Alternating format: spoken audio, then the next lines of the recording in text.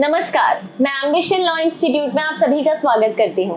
आज हमारे बीच है आयुष और इन्होंने एमएच सेट में टॉप किया है। ये 150 में से 102 मार्क्स स्कोर करके आज हमारे बीच आए हैं हमसे अपना एक्सपीरियंस शेयर करने।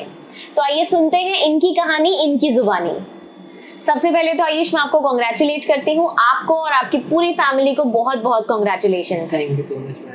हम लोग यही विश करेंगे कि आप आगे भी जैसे भी बढ़ते हैं, आपको आपके हर स्टेप पर सक्सेस मिले। Yes ma'am, thank you so much.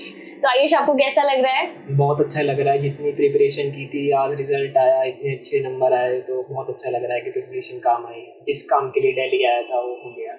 बहुत ही अच्छे मार्क्स आपने स्कोर करे हैं। मैं ये चाहती हूँ कि हमारे जो भी व्यूअर्स हैं वो आपको सुने, सभी आपको देख रहे हैं, आपसे सीखें कि आप इस लेवल तक कैसे पहुंचे। काफी सारे स्टूडेंट्स हैं जो क्लैट एस्पायरेंट्स हैं, जो बाकी 5 ईयर लॉ एंट्रेंसेस में अपीयर होने वाले हैं, तो उन्हें मोटिवेशन मिले, वो इंस्पायर हो आपसे और इसी तरीके से अच्छे स्कोर्स वो भी ला पाएं। तो मैं ये चाहती हूँ कि आप अपनी जर्नी सबके साथ शेयर करें। सबसे पहले आप मुझे ये बताइए कि आप 11th-12th में आपके पास कौन सी स्ट्रीम थी? 11th-12th में मेरे पास पीसीएम थी।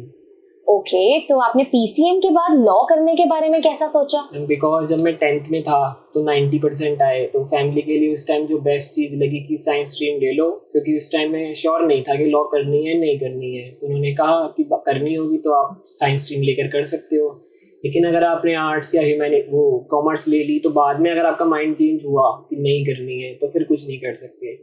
तो इसलिए मैंने फैमिली की बात को माना। 11th और 12th में फिर मैंने साइंस ही किया, लेकिन मैं श्योर था 11th पे कि मेरे को लॉ फील्ड में जाना है। That's very nice. तो आपको नहीं लगता कि हम साइंस फील्ड से या कॉमर्स फील्ड से होने के बाद हमें लॉ के सब्जेक्ट्स पढ़ने में या एंट्रेंस की प्रिपरेशन करने में कुछ डिफिकल्टी होती है?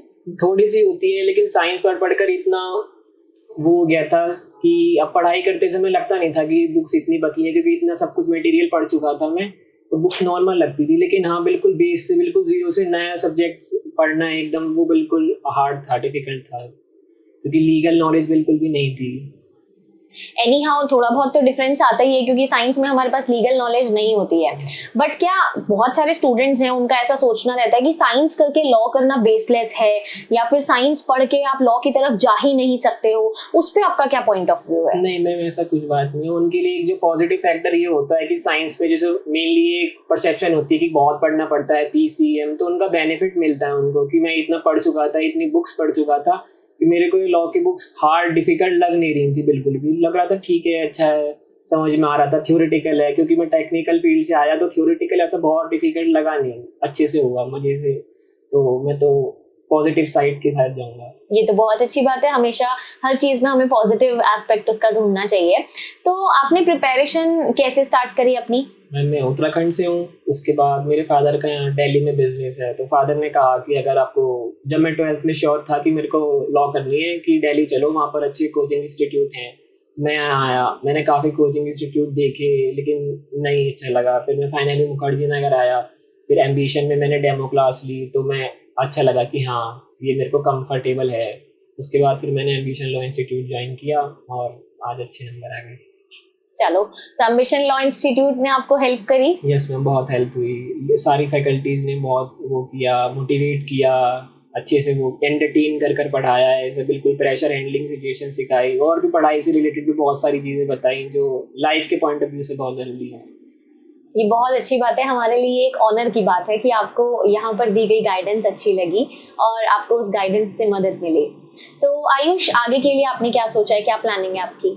मैम बस जुडिशरी तो मेन फोकस है। अब अच्छा सा कॉलेज मिल जाएगा तो जुडिशरी मेन फोकस है। फर्स्ट ईयर सेकंड ईयर से अपनी फिर से एम्बिशन के साथ जुड़कर जुडिशरी की प्रिपरेशन करनी है। बिल्कुल बिल्कुल, we are always ready to help you. और इतने अच्छे स्कोर्स हैं आपके, तो आपको अच्छा कॉलेज जरूर मिलेगा। तो आयुष, आपने जैसे अपनी पढ़ाई करी, तो उसमें आपका स्टडी रूटीन क्या रहता था? मतलब आप रूम में पैक रहते थे, बाहर नहीं आते थे, पूरे पूरे दिन पढ़ते थे, ऐसा? नहीं मैम, ऐसा बिल्कुल भी नहीं था। बस कंसिस्टेंट था। अगर 4 घंटे पढ़ना है तो पढ़ना है, ऐसा नहीं था कि 10 घंटे पढ़ लो और अगले दिन मूवी देख रहे हो, चिल कर रहे हो, ऐसा बिल्कुल नहीं था। सुबह उठता था, अपना इंग्लिश और जीके न्यूज़पेपर जो मेन होता है वो सब पढ़ना, उसके बाद थोड़ा ब्रेक लेना। ब्रेक ले लेके कंटिन्यूटी में मेरे 6 आवर्स हो जाते थे डे के, 2 आवर्स प्लस 2 आवर्स। तो अगर आप ऐसे पढ़ते हो तो उसके डे के एंड में मैं कुछ नया नहीं पढ़ता था। मैं सोते समय जो मैंने वो पूरे दिन पढ़ा उसको रिवाइज किया, जो कोचिंग में हुआ, ऐसे करके मैंने अपना प्रिपरेशन की। तो आपको लगता है कि न्यूज़पेपर रीडिंग हमें हेल्प करती है? मेन थिंग न्यूज़पेपर्स है, क्योंकि वो आपकी रीडिंग स्किल्स प्लस जो करंट हैपनिंग्स हो रही हैं दोनों इम्प्रूव करता है। और ये being from the science background मेरे को हार्ड लगा, क्योंकि मेरे को बिल्कुल भी आदत नहीं थी न्यूज़पेपर पढ़ने की। तो बिल्कुल 2 महीने तो मैंने सीखे कि पढ़ते कैसे हैं न्यूज़पेपर, क्योंकि मैं पढ़कर सिटी न्यूज़ पढ़ रहा हूँ, कुछ भी पढ़ लेता था। तो पहले तो ये समझना हुआ, वो खुद समझ गया मैं कि क्या ज़रूरी होता है, क्या चीज़ नहीं पढ़नी होती, क्योंकि पढ़ तो सभी रहे हैं लेकिन क्या नहीं पढ़ना वो बहुत इंपॉर्टेंट है। हाँ, तो उसके लिए तो आप थोड़ा सा गाइड करोगे स्टूडेंट्स को कि न्यूज़पेपर रीडिंग कैसे करनी होती है? यस बिल्कुल बताइए। जैसे कि न्यूज़पेपर है अगर आपके पास, वो कोई सा भी हो सकता है। मैं मेनली रिफर करूंगा द इंडियन एक्सप्रेस और द क्लैट, क्योंकि द हिंदू थोड़ा सा अपर लेवल हो जाता है। तो अगर आपने कोई भी न्यूज़पेपर लिया तो उसका फ्रंट पेज तो मेन होता है। उसके बाद आपको वर्ल्ड न्यूज़ पढ़नी है, क्योंकि वर्ल्ड हैपनिंग से सबसे ज़्यादा क्वेश्चंस आते हैं, और आर्टिकल्स और स्पोर्ट्स न्यूज़। सबसे पहले आप ऐसा कर सकते हैं, जैसे मेरा इंटरेस्ट स्पोर्ट्स में था तो आप स्पोर्ट्स से शुरू कर सकते थे, क्योंकि उसमें अच्छा लगता था पढ़ना। तो मैं हमेशा लास्ट पेज पढ़ता था स्पोर्ट्स का।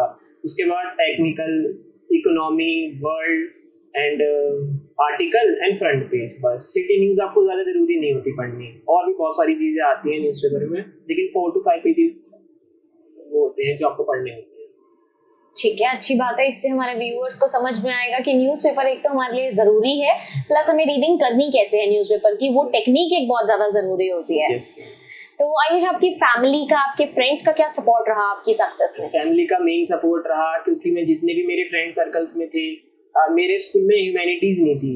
ओह, तो मेरे साथ जितने भी बच्चे हैं, I am the only one who pursued law.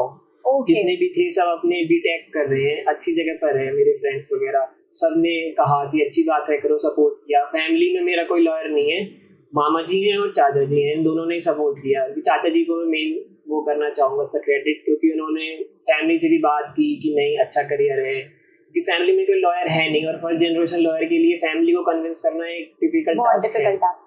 तो चाचा जी का बहुत इंपॉर्टेंट रोल रहा। फिर मैं यहाँ पे आकर चाचा जी चाची जी के साथ रहा, उन्होंने बहुत हेल्प करी, एक हाइजीन एनवायरनमेंट प्रोवाइड किया।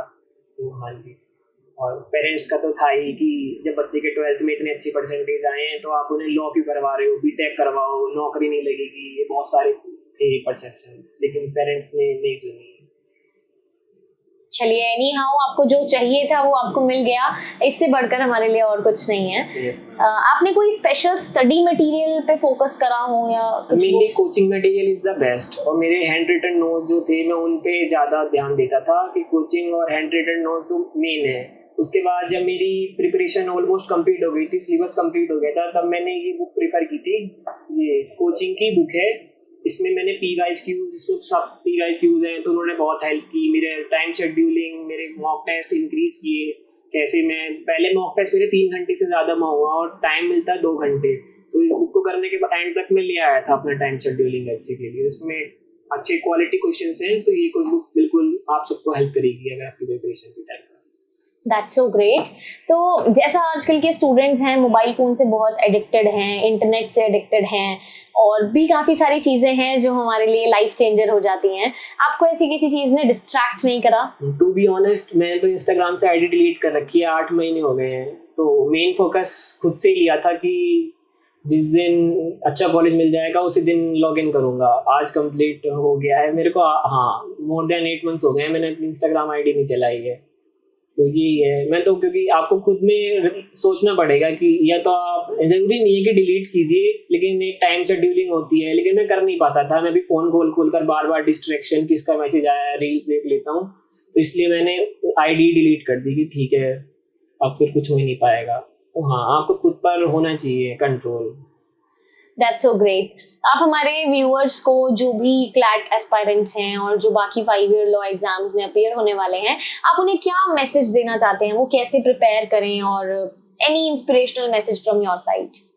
मैम, पहले तो कि बेस अपना क्लियर रखिए, और आपको पहले तो सोचना होगा कि लॉ करनी है या नहीं करनी है। तो उसके लिए आलोक रंजन सर के बहुत सारे सेशंस हैं, मैंने भी यूट्यूब पर देखे थे वो एक दिन, वो आप देखिए एक बार जाकर। उसके बाद हाँ, अगर आपको लॉ करनी है तो अच्छे इंस्टीट्यूट जैसे एम्बिशन लॉ इंस्टीट्यूट बहुत अच्छा है, जिसने मेरे को हेल्प करी, वो आप लोगों को भी हेल्प कर सकता है। तो आपको बस अपने अंदर सेल्फ कॉन्फिडेंस डेवलप करना है कि आप कर सकते हैं, तो yes, you can definitely achieve it.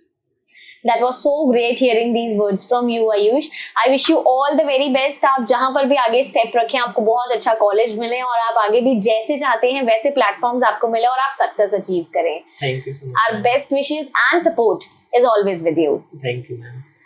तो हमारे व्यूअर्स को पता लगा होगा जरूर कि आयुष की जर्नी कैसी रही, किस तरीके से आयुष ने मेहनत करी और ये इस लेवल तक कैसे पहुंचे. तो आप सभी स्टूडेंट्स जो एमएच सेट पे फोकस करते हैं या किसी भी 5 ईयर लॉ एंट्रेंस एग्जाम पे फोकस करते हैं या क्लैट फोकस्ड हैं, वो सभी इन सब पॉइंट्स को नोट डाउन कर लें और समझ लें कि अगर हमें भी इसी लेवल तक सक्सेस अचीव करनी है तो हमें इन कुछ टिप्स को तो जरूर अपनाना पड़ेगा.